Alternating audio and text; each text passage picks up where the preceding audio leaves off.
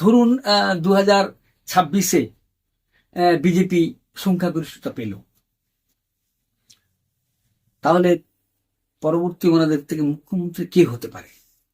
এটা আপনার কাছে আমি একটা জাস্ট মানে এই চাই মানে জানতে চাইছি আর কি। মানে এখন বর্তমান পরিস্থিতির উপর নির্ভর করে বর্তমান আপনি ঠিকই বলেছেন, বর্তমান পরিস্থিতির উপর নির্ভর করে যতদূর যা পরিমণ্ডল তাতে সম্ভাবনা বেশি কিন্তু বিজেপিরই জেতা।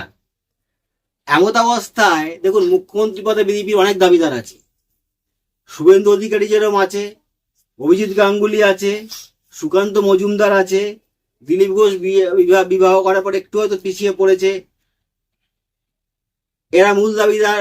পাশাপাশি ছোট দাবিদারের মধ্যে আছে অগ্নিমিত্রা পাল, লকেট চ্যাটার্জি, ছোট দাবিদার। তো এরকম ভাবে অনেক দাবিদার আছে। আবার বিজেপি অনেক সময় কি করে, একটা সম্পূর্ণ নতুন মুখকে তুলে আনে। আমরা বিভিন্ন রাজ্যে এরকম হয়েছে, বিজেপি সম্পূর্ণ নতুন মুখকে তুলে এনে মুখ্যমন্ত্রী করে দিল। আবার আপনার আপনার আমি বুঝতে পারছি না কি এর মধ্যে কে হবে, তবে আমার মনে হচ্ছে, সেটা আমি বলছি আমার কি মনে হচ্ছে, আপনি বলুন যে আপনার কি মনে হচ্ছে যে কে কে হতে পারে। শুনুন, এটা পশ্চিমবঙ্গ, পলিটিক্যাল দিক থেকে এখানকার মানুষ কিন্তু অন্যান্য স্টেটের থেকে অনেকটা উঁচুতে। আপনি চায়ের দোকান বলুন বা বাসে ট্রামেন বলুন, কিন্তু অন্যান্য স্টেটে গিয়ে আপনি এগুলো জানতে পারবেন। কিন্তু এখানে সকলেই আলোচনা করছে, বাঙালিরা সবসময় চায়ের দোকান বলুন, কফি হাউসে বলুন, সেখানে আলোচনা করছে। তা এখানকার মানুষরা খুবই পলিটিক্যাল ব্যাপারে খুবই তারা অনেকটাই অভিজ্ঞ।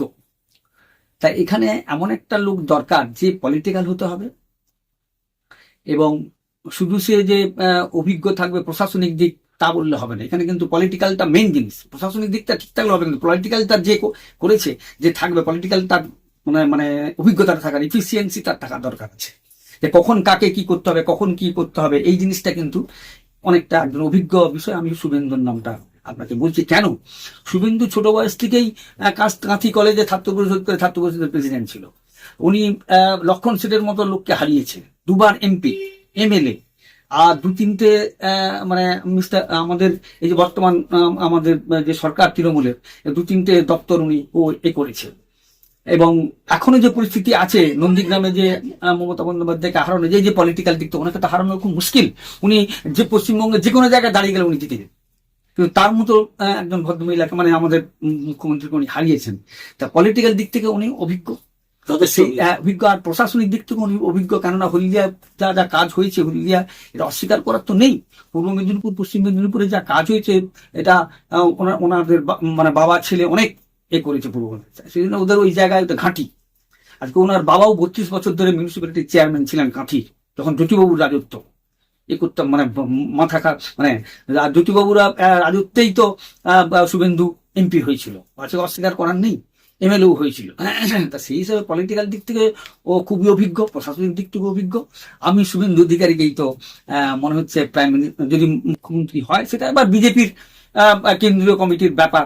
হ্যাঁ, শুভেন্দু খুবই অভিজ্ঞ এবং ব্যাপারটা আপনি ঠিকই বলেছেন। পাশাপাশি অভিজিৎ গাঙ্গুলিকে গিয়ে একটা মধ্যবিত্ত বাঙালির মানে মধ্যে অনেকে দেখে যে একজন সৎ আদর্শবান লোক হিসাবে, কেননা এই বিচার এই শিক্ষক মামলার বিচারকে কেন্দ্র করে একটা ভাবমূর্তি গড়ে উঠেছে। অনেকে অভিজিৎ গাঙ্গুলিকেও চায়, অনেকে আবার সুকান্ত মজুমদার লেখাপড়া জানা একদম ডক্টরেট অধ্যাপক, অনেকে আবার তাকেও চায়। কিন্তু যদি আপনি বলেন যে এটা বেশ কড়া মাপের মানুষ, সেটা হচ্ছে এবং কড়া ফাইট দিচ্ছে, সেটা অবশ্যই শুভেন্দু অধিকারী, যে কড়া ফাইট দিচ্ছে। তো আমাদের যেটা মনে হচ্ছে, এই দু তিনজনের মধ্যেই একজন মুখ্যমন্ত্রী হবে। হয়তো প্রথম চান্স যেরকম আপনি বললেন যে শুভেন্দু অধিকারীর চান্সটা প্রথমে, তার পরবর্তীকালে তার লাইনে দাঁড়িয়ে আছে সুকান্ত মজুমদার আর ওই অভিজিৎ গাঙ্গুলি, এরা লাইনে দাঁড়িয়ে আছে। তা যাই হোক, এখন সেটা মমতা ব্যানার্জি তো আর সহজে লড়াই ছেড়ে দেবে না।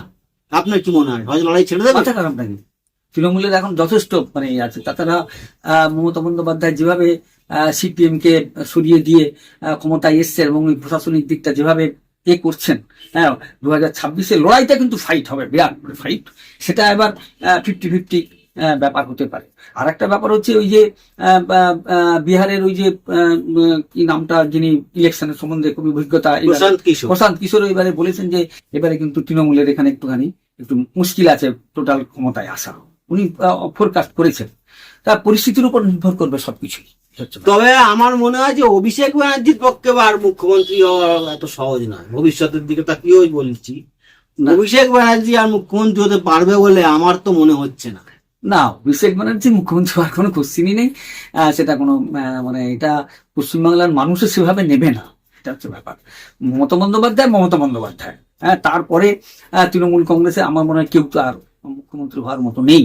যারা কেউ যদি থেকেও থাকে সেটা অন্য ব্যাপার, কদিন থাকবে না থাকবে। তবে অভিষেক ব্যানার্জি আমার মনে হয় কেউ সাপোর্ট। আর সিপিএম এরও এই মুহূর্তে কেউই নেই না, বলতে গেলে, সিপিএম এর থেকেও কেউ নেই, সিপিএম এর সেরকম মুখই নেই। না, কংগ্রেসেরও সেরকম মুখই নেই। লড়াইটা হবে আপনার BJP versus Trinamool, Trinamool versus BJP এইবারে। আচ্ছা, আইএসএফ এর কি কোনো মুখ্যমন্ত্রী হতে পারে কোনো ভাবে?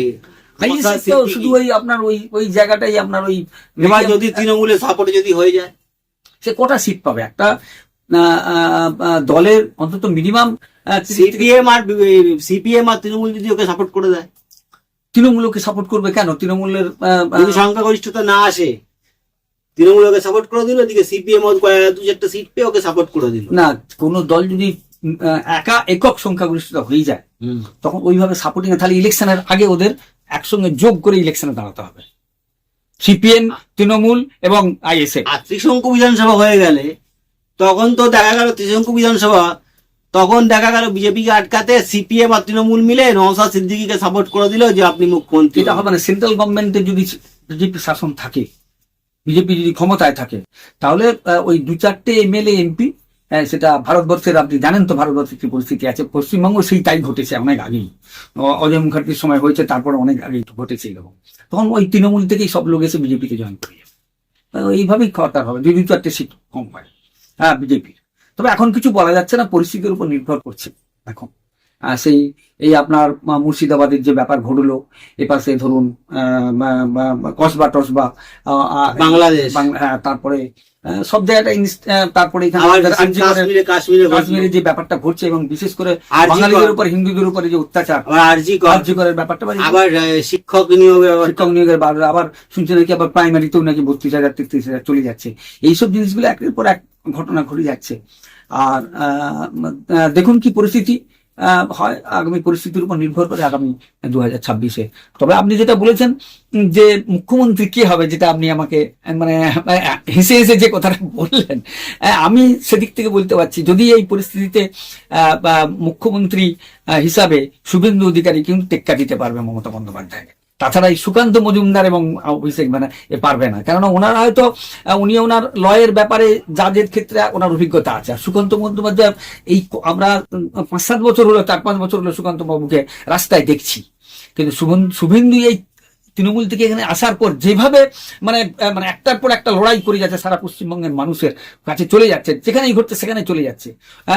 আর যেভাবে পরিশ্রম করছে, এবং ওর কিভাবে পলিটিক্যাল ব্যাপারটা, প্রশাসনিক দিক ব্যাপারটা এবং সব দিকটাই ও মানে টক্কর যদি দিতে পারে, সে হচ্ছে শুভেন্দু অধিকারী। এটা হচ্ছে